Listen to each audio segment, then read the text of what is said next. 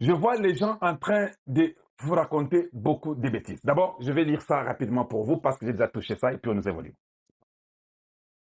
Après 6 mois d'audition menée par les experts du Conseil national de cyberdéfense, CNC, ayant réuni des preuves irréfutables à charge des accusés, voici la liste des généraux transférés à la prison militaire d'Indolo. Le lieutenant général Boamunda Tumba, que j'ai toujours dit que ce n'était pas vrai, c'est que cet homme-là a pu faire. Être en mesure de mettre une communauté étrangère, leur donner des postes dans l'armée en tant que les vices de tous les postes possibles de l'armée. C'était vendre la nation et c'était vouloir la tête du président de la République. Tout de même, pour votre information, avant-hier, le général qui était le vice de John Kubangu dans les Kasaï orientales, il a été aussi appréhendé, il a été aussi interpellé. Pour vous dire que le plan et la complicité et les complots étaient profonds. Les gens peuvent tout dire. N'oubliez pas que beaucoup de nos généraux n'étaient pas réellement des généraux. Alors que ça ne vous frappe pas, que ça ne vous effraie pas. C'était des individus qui n'avaient même pas un diplôme d'État. Quelques-uns étaient des couturiers, je sais pas, des gens, des tailleurs, je ne sais pas quoi. Mais ils n'ont jamais fait l'école militaire pour devenir général. Être plombier, c'est bien. Être cordonnier, c'est bien. Mais tu ne peux pas quand même quitter des cordonniers à devenir chef d'état-major, à devenir général. Non. Ce sont les gens qui sont en train d'extirper, d'enlever dans notre armée. Parce qu'une nouvelle armée est nécessaire et importante. Voilà. Tumba Bamunda, général-major Ndaiwel Okura Christian, général des brigades Katende Batubadila, Benjamin, général des brigades Longonjo Lobanji Antoine alias Lolo, le colonel Boele Bakolome Jules, major Embole Dondi Jean Lambert, maître Kabeya Mbouy Jean Marcel, Safari Bigaruga John, Bung Letang John et lieutenant-colonel Adeya Sebakungu, poursuivi pour des faits constitutifs des infractions des associations des malfaiteurs, infractions prévues et punies par les articles 156 et 158 du CPL2. Complot contre le chef de l'État. Infraction prévue et punie par l'article 194 du Code pénal, livre 2. Tentative d'assassinat. Infraction prévue et punie par les articles 43, article 44 et article 45 du CPL2. Trahison par entretien des intelligences avec une puissance étrangère. Infraction prévue et punie par l'article 128.3 du Code pénal militaire. Violation des consignes prévues et punies par l'article 113 du Code pénal militaire. Clientélisme, infraction prévue et punie par l'article 197 du Code pénal militaire. Diffusion ou relais de fausses informations par les biais des réseaux sociaux, infraction prévue et punie par l'article 360 du Code numérique. Offense envers le chef de l'État prévue et punie par l'article 1er de l'ordonnance loi numéro 300 du 16 décembre 1963. Incitation à s'armer contre l'autorité de l'État. Infraction prévue et punie par l'article 142 du Code pénal. Et punie par l'article 142 du Code pénal militaire. Tribalisme, infraction prévue et punie par l'article 1er de l'ordonnance loi numéro 106 342 du 7 juin 1966. Voilà ce que j'allais vous dire avant de procéder à autre chose. Je trouvais que c'était important que tout le monde soit au courant de peur qu'on puisse vous mentir. Voilà. Donc, en même temps, j'entends encore beaucoup d'autres bruits que je vais essayer encore de corriger. J'entends beaucoup de bruits. On va essayer de corriger ça. Oh, Tshisekedi, Ndenge Zawana. Hey, vous savez, il est parti en Angola pour aller demander, il a mis fin à Doha et Washington. Ah, vous là, je sais pas. Ça fait 2 jours dans les médias. Vous racontez des bêtises. Je dis bien, vous racontez beaucoup de bêtises. Oh, Tshisekedi vient de mettre fin à Doha et Washington, et maintenant, il est reparti en Angola, il veut maintenant que l'Angola puisse reprendre. Non. Nous connaissons les jeux de Doha. Ça, tout le monde le sait. Doha couvre Kagame. Doha veut que Kagame soit épargné, mais ça ne va pas arriver. Je vais vous dire aujourd'hui, ça ne va pas arriver. Kagame a paniqué dans le niveau Kosakanate, dans Sabino. Il a peur plus que tout le monde. Mugozamboka, ça le temps d'aider les jeunes gens qui sont dans tous les fronts, à Walungu, à Massissi, et partout, même Bunagana, même Uvira, même Fizi, Bukavu, nous, Goma, nous devons attaquer sur tous les fronts pour les amener à la touche. Nous sommes reconnus comme un gouvernement légitime par les États-Unis. Je n'ai même pas envie que l'Europe puisse nous reconnaître. Ce n'est pas important. Les États-Unis nous reconnaissent, c'est essentiel. Alors nous devons attaquer à tous les fronts. Donc, j'espère que vous saisissez ce que je suis en train de dire. Maintenant, écoute la manipulation. Je connais comment ces gens-là fonctionnent. Ce sont des médiocres et pas intelligents du tout. Surtout.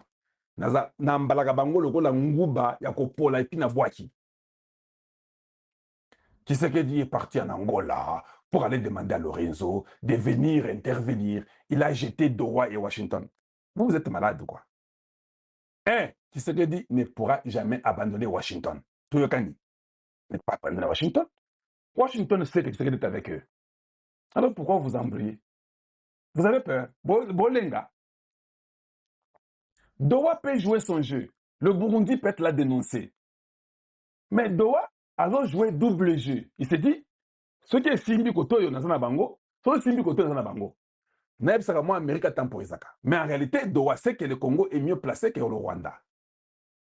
Vous ne savez pas ça? Est-ce que vous ne savez pas ça? Alors, venir dire que Tshisekedi a dit non à Doha, il a dit non à Washington, pour aller chez Lorenzo, c'est être des fois malade. Allez, je vais mettre Tshisekedi, lui-même va parler. Il est en Angola. Nous tous, nous suivons Tshisekedi, il est en Angola. Tous, il est là, en Angola. Bomoni, hein? Ok. Même les gens de TikTok, Tshisekedi est là en Angola, avec le réseau. Suivons un peu. Papa Tshisekedi, on a bien pour na Doha na Washington. C'est une agression barbare. On va dire continuer malheureusement. Mais bon, nous avons un grand monsieur, le président Joao Lorenzo, qui est d'ailleurs notre champion en Afrique pour la paix. Et donc, à son initiative, je crois que cette paix deviendra réalité, j'en suis sûr. Évidemment, c'est utile de toujours préciser que tout ça est fait dans le cadre des processus de paix de Washington et de Doha. Donc, on n'accuse pas le président Joao Lorenzo d'avoir voulu créer un autre processus. Il ne sort d'aucun processus. Nous restons bien dans le processus de Doha et de Washington. La guerre continue. Bon. Est-ce que Boyoki Oyo Tshisekedi a lobby? Mais comment on peut vous manipuler dans le média? Tshisekedi a tiki Doha na Washington. Lui-même dit, nous sommes dans le processus de Doha et de Washington. Quand il était en Angola, c'est ce qu'il a dit. Mais qu'est-ce qui fait que c'est sorti au aligné sous Doha na Washington? Bino, boss. Ces gens-là, les M23, baza banyangala kata kosakanate. Mito ezo salate, mito eza kopola. Bikocha kocha mumutu sens. Il n'y a pas un président qui nous dit exactement ce qu'il va faire. Voilà pourquoi Tshisekedi restera longtemps en vie comme son papa. Oui, ils ne mentent pas. Ce ne sont pas des politiciens Anzala, Yalukuta. Il a dit que personne n'essaie de vous manipuler. Lobby. Que personne ne vous manipule. Que non, le réseau veut nous sortir dans ce processus de Doha et de Washington. Nous sommes toujours dans ce processus-là. Mais comme il est le champion de la paix, ils ont eu 27 ans de guerre en Angola. Si Lorenzo peut aller leur dire, de toute façon, d'ici février, Lorenzo n'est plus président de l'Union africaine, ça devient Ndayishimiye. Donc Lorenzo peut reprendre Boroba Pesaki Togo. Maintenant, Lorenzo, il peut conseiller Tshisekedi que non, écoutez, ici, je vais t'aider comment on peut amener la paix. Moi, j'étais avec avec, Dos Santos, avec les gens de l'UNITA. Je sais comment nous les avons eu, comment nous les avons tués. C'est une façon d'amener la paix, non? Vous ne savez pas ce que la Corée Tshisekedi. C'est ce que ça m'a dit, hein? Il est le champion de la paix. Or, quand nous regardons Lorenzo était avec Dos Santos. Ils ont détruit l'UNITA. MPLA a détruit l'UNITA. Savimbi est mort. C'est comme ça qu'ils ont ramené la paix en Angola. Donc, comme vous êtes là, il y a une possibilité que Lorenzo dise à Tshisekedi que non. Ces gens, avec les États-Unis, comme Yamakamba, Africom, Baza Awa, et Panangaï, pour travailler dans Bango, Beta Batouana Mindu qui va koufa. C'est toujours la paix, non? Maintenant, les gens de M23, ils ont tellement paniqué parce que Tshisekedi n'a pas envoyé ses représentants, entre autres Sumbu, Mambu, Bazonga, Kuna, na Qatar, qui dans la négociation. Ils ont paniqué. Tshisekedi a abandonné Doha. Non. Doha, on a déjà tout terminé. On a déjà parlé de 2 points. Il est resté 6 points. Les 2 points, vous ne les avez pas accomplis. Pourquoi vous voulez qu'on rentre pour aller des autres 6 points? On ne rentre pas là-bas. Nous savons que vous êtes bloqués parce que si vous osez soulever vos ailes, Nicoloyo, Donald Trump lui-même arrive. Et j'ai dit, Donald Trump lui-même arrive. Les choses sont différentes, ce n'est pas comme avant. Donc, je connais que vous avez trop peur. Je sais que Ndenge Bozawana, Mobulu Makasi Boga Susute, vous ne savez pas par où vous cachez. Voilà la réalité des choses que vous ne voulez pas dire aux gens. Comme Congolais Ndenge to yebisa na bino que na moment to betela bino masolo la situation est sous contrôle. Eh, c'est la fin à Paul Kagame, je vous dis. Déjà Bamboka non c'est la Mouki. Ba pays à Sadek. Ba la Mouki. Tous les pays, c'est là où tu as puisé la force. Oye kosala musala ya kolongo la M23. Selon déclaration licite à Moulay. Ma force hollandais va quoi travailler. Alors, yoka pourquoi la réponse est il y a Bissi moi. Bissi moi répondre Joao Lorenzo pour la ligne. C'est parce que Joao Lorenzo a acquis direct à lobby. Ton lobby que il faut respecter l'accord de Washington. Bon respecter le processus de Doha. Bon respecter la résolution 2773. Et puis, respect à cesser les faits. Voilà pourquoi le président Tshisekedi à lobby, nous allons respecter. Et nous croyons que Rwanda peut respecter. Alors, déjà nous vous disons que Paul Kagame déjà a parlé. Namunoko ya Bisimwa. Malobao Bisimwa lobby, c'est la réponse de Paul Kagame. Balobi Bisimwa lobby nini? Alobi que biso tosi tobundi to récupérer ba zone oyo. Ba zone oyo tozu yango na nzela ya bitumba. Donc to tika yango te. Soki bolingi bo récupérer yango. Biso to ko utiliser kaka même force, même énergie pour défendre ba zone wana nyonso tout. Voilà pourquoi le corps ayebi lobby moulili ezali nde bakiti. Yoka bandeko ba Congolais, reprise des affrontements sur différents axes au sud Kivu après quelques jours d'accalmie. Selon des sources locales, les rebelles du M23 RDF ont attaqué les positions de FARDC. Namikole Uchikolekana Awa, ba attaqué qui sous position FARDC. Mais cette fois-ci, bandeko, voilà pourquoi tu es Sakabino que pour la bandeko va Congolais sur le Baka, Beta Rwanda, tout ça bitumana Rwanda te.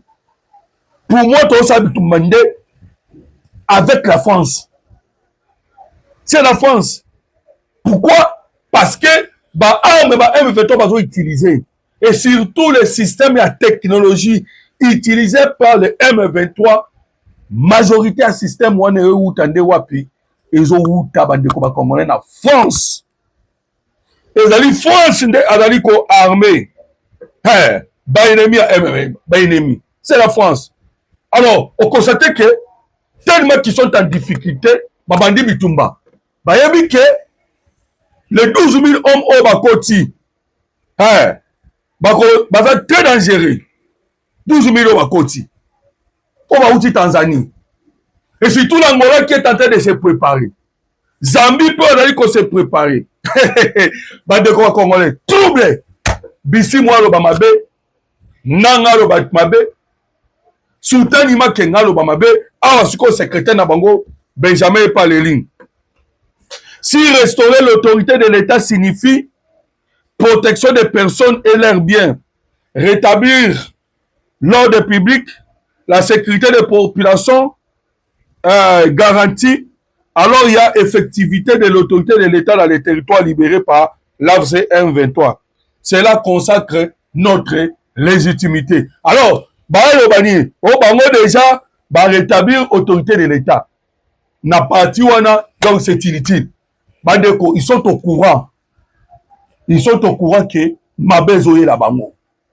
Mabezoye la bango. Voilà pourquoi Bazali, en ce moment, on a Katia, trouble na kosakanate. Et surtout, Bayebi que Donald Trump est imprévisible.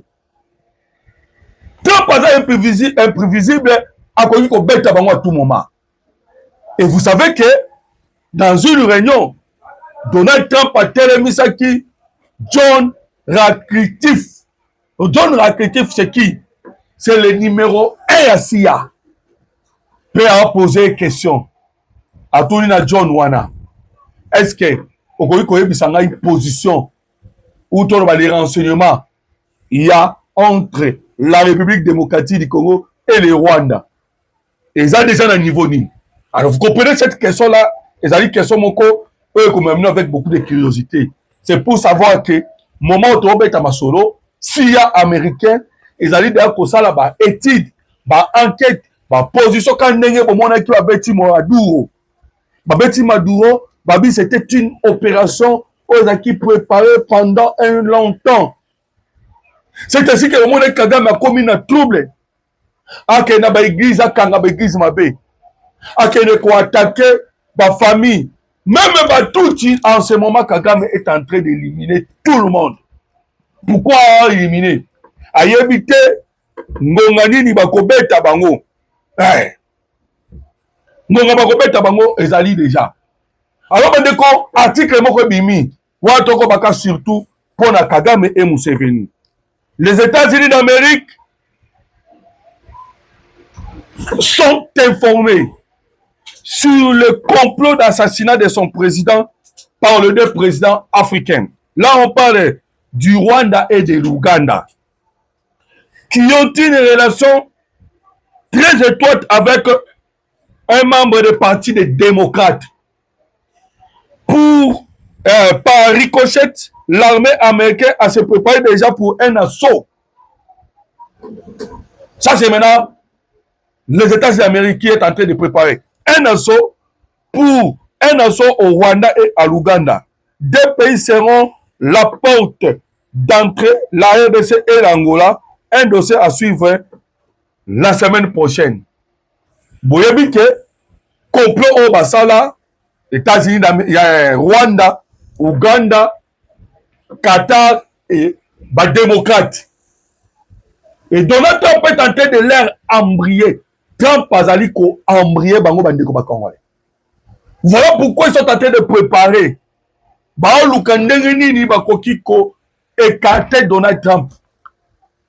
Parce que ça devient dangereux pour eux. Voilà pourquoi cette information auto partager la bino bandeko ba Congolais auto tient à conditionnel. Mais nous savons que Paul Kagame a une étroite relation avec des sénateurs américains. Oh, bazali koluka à tout prix. Bon, on dit que présence à Trump ezali ko inquiéter bango. Voilà maintenant bandeko envoyons les rapports des experts des Nations Unies. Na omoni décision ya Union africaine. Décision à Conseil de paix et sécurité. Parce que le Conseil de paix et sécurité va y ici le M23 bolongola. Votre administration parallèle. Ba ici bango. Bolongola administration na bango parallèle. L'Union africaine peut aussi déclarer.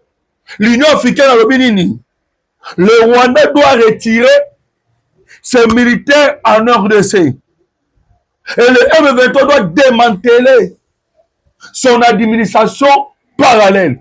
Bandeko, l'Union africaine a mis ça dans hypocrisie. On a mis ça dans gauche-droite, mais cette fois-ci, à la vérité. Alors, tout semble, Bandeko Congolais, pour la 2026 est vraiment décisif. 2026, c'est vraiment décisif. Voilà pourquoi on constatait que sortie médiatique, il y a Mouzito. Déclaration Mouzito est là qui s'est 2026, c'est vraiment année moko oyo banje belé zalikoya. Les journalistes, il y a France 24. Aligna mekene na Mouzito à gauche, akena Mouzito à droite. Pour attendre combat ba M23 AFC. Mouzito a dit non. Bisoto lobi boye. Comme le Rwanda veut la guerre avec la République démocratique du Congo, tu as aussi disposé 5 milliards. Oh non, le M23, ouais, les journalistes, le M23 occupe plusieurs nini. Non. Azali Kamba M23 a occupé ma possibilité, a occupé, c'est le Rwanda. Et tu ressens la guerre dans Rwanda. Kagame Tawa Koyoka. Boubou. Nation rwandais. Ah, Bandeko, Badone Belé ko changer. Badone Belé et ko changer tant que Paul Kagame Koyoka babetier. Parce que cela est en cours. Bandeko Congolais, je vous dis, il y a moins d'aller en cours en ce moment. C'est ainsi que moi, je vais Belé, bah, coach en communication. Mon Belé, tu as mis la communication. C'est pas pour y avoir des Congolais, tu as la combat Moulaya. Tu as la combat Moulaya, pas bâti. Moulaya doit multiplier tous ses efforts. Moulaya doit travailler dans des combats Congolais. Il doit travailler parce que dans Rwanda, il y a une guerre au Tobundaka. Il y a souvent 2 armes. Si on va utiliser armes de communication, les Rwandais utilisent armes français, technologie avancée. D'ailleurs, combat corps à corps, kokakate. Corps à corps, kokakate. Bango balingaka bitumba, il y a technologie avancée. Avec les satellites français, on va faire ça dans ma position FRDC parce que le Rwanda utilise le contournement, taux débordement. Contournement, ce qui va avoir information sur les satellites qu'on a en France pour contourner. Débordement, tant qu'on utilise les Congolais le quoi de chair à canot. Rwanda débordement. Les Congolais, surtout les Kanga. Les Congolais, on a des liboso. Soko baluki babomio. Donc, kende kaka sans retour. Voilà des débordements. Voilà des systèmes Rwanda babundaka. Voilà tout le terrain militaire. Na communication, par exemple, les Congolais. Wembi, Kachuva. D'ailleurs, le ministre Moïse Nzangi a révélé cela. Ndenge ba utilisaka ba Congolais na biso bandeko ba Congolais pour la cause à cette guerre. Alors, on comprend que c'est leur système.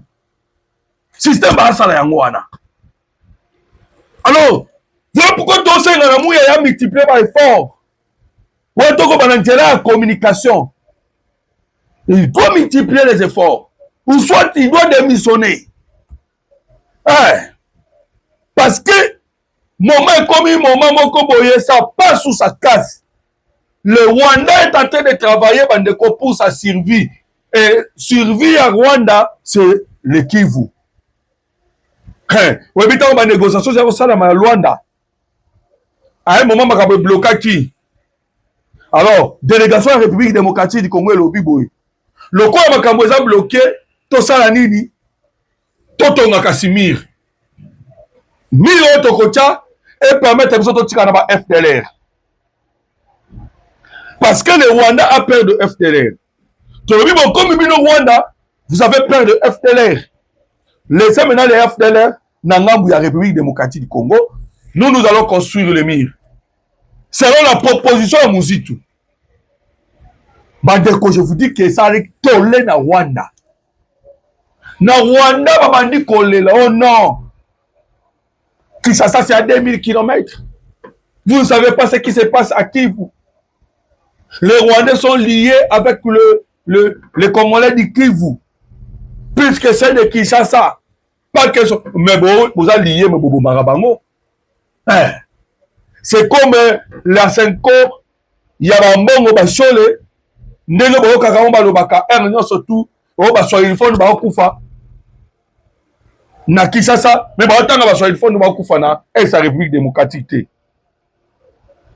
Alors vous comprenez que ils ont pas plan. Alors ndenge ba comment est-ce que tomber terminal solo il y a ba officier il y a militaire de la République démocratique du Congo traître. Oh yo ba lokoti bango moko ba officier wana. Et vous savez qu'est-ce qui a fait que ba lokota bango? Ba on makasai que les renseignements congolais ont un système ya kala. Parce que vous devez savoir que Paul Kagame ndenge to betamino masolo Kagame déjà ayebi que la position de Tshisekedi ezali qui a beau dialogue complètement. Kagame ayebi yango. Comme Tshisekedi a beau dialogue, cela veut dire que la guerre va prendre du temps, puisque guerre est Zouata Moulaï, yenda zoza la diaboliser. L'opinion est a perdu dans le monde de Moubimba. Alors il faut venir faire le coup d'état. Il faut chercher Tshisekedi. Parce qu'il faut négocier. Il faut sonolater. Ndebo qui avec orgueil nyonso Kagame alobi a la capacité à connaître la Kinshasa zwa Tshisekedi parce qu'il comptait sur ba généraux bandeko lo ya liboso bazaki à peu près 48 o Kagame azaki ko compter sur bango lo ya mibale ba uti kozwa lo ya mibale à peu près 30. Bango tout objectif comme encore. Il faut éliminer Tshisekedi. Bango tout. Et vous savez pourquoi ces officiers ont un objectif voilà? Parce que dernièrement, vous avez Olive Lembe. Bande quoi congolais. Je pense que vous avez Olive Lembe. Ndenge Olive Lembe bazaki koloba. Au nom de Sambela pour les officiers katangé. D'autres là ne sont même pas des katangé. Ce ne sont pas des katangé. Ce sont des Rwandais qui ont combattu les Katangé. Parce que le problème, il y a identité présali. Depuis Mobutu Kenda jusqu'au jour où jusqu'à ce jour, on ne sait même pas qui est Congolais, qui n'est pas Congolais. On a mis le désordre de pas battre. L'objectif, faut battre le désordre de et c'est l'objectif à ça. Pour que va infiltrer. Alors, ces généraux-là, nous sommes à l'côté de Bango. Et le président Tshisekedi a été au côté de sa réunion dernièrement. Bengi, généraux, nous sommes tout boya. Et bino, après, avec tout ce que j'ai donné, Mbongo Sousou na tient la main ça. Pourquoi bino, pourquoi Lelo Oyo, Bounaga, les a toujours à Maboko, Yaba Rwandais. Bande comme Congolais. En dépit de la diplomatie, l'armée congolaise du Bossali Moussalanine. Ça, c'est la question. Oh, Mokozamboka, Félix Antoine Tshisekedi Tshilombo, Azotouna na bango. Alors, Bandeko, tant que Mouzito a lobby 5 milliards, comprenez que la guerre se prépare, mais Kozana Balitina, Banao Asika. On m'a dit Léopard Alelo, non? Nouvelle génération. Malgré tout ça éliminé. Mais tu sens le sérieux, tu sens le jeu. Tu sens que Bao Bazali vraiment bien formé, bien entraîné. Et c'est ainsi que nous avons lavé l'armée. Ndenge balobaka ke sokozana 10 masasi zwa 9 bomba pona kana yo. Lisasi moko nde okobomba yango pona banguna. Et c'est ce que le président Tshisekedi a fait. Quand ndenge alobaki que le nettoyage sengele salama. Le nettoyage sengele salama au sein de l'armée. Abaka kosa la refonte totale. Tant abaki réforme totale, bakanisa qui et pour ça du jour au lendemain. Non. Et même l'armée américaine, ou tout n'importe quelle armée moyen ya négocier la biso à thé. Vous avez combien de Burundais bakoufi? Burundais bakoufi na sol congolais à cause de la traitise ya ba congolais na bitumba ya Kivu. Nord et sud Kivu. Tellement que Burundais peut pas avoir une stratégie. De traîtres marqués comme position. Il y a pas FARDC. Des traîtres oh il politique kanambe. Mais on y a sur Soukomi, nouvelle génération des ascons à terrain. Alors nouvelle génération des alindés avec les 5 milliards pour nous rétablir l'autorité de l'État à l'est de la République démocratique du Congo. Voilà pourquoi Tanzanie le bien lorsque moi j'ai eu des problèmes. Oui, que Tanzanie a eu des problèmes dans l'élection à Bango. Lorsque nous avons eu des problèmes, RDC il y a qu'une intervention. Voilà, nous aussi, il faut une intervention. La Tanzanie dispose de 12 000 hommes. En attendant, Toyoka Angola, ainsi que Zambie.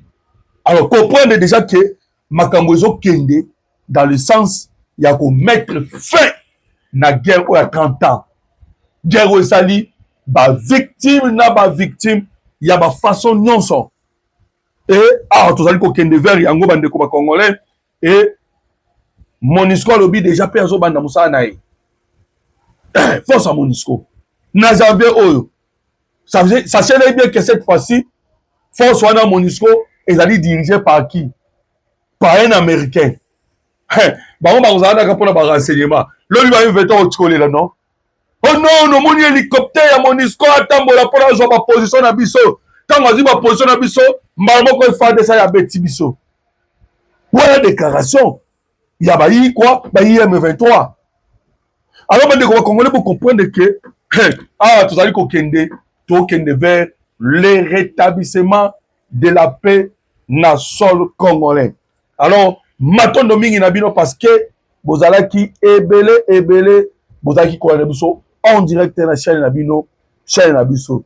Numéro na biso téléphone sur le plus 243 89 40 330 80 plus 243 89 40 330 80.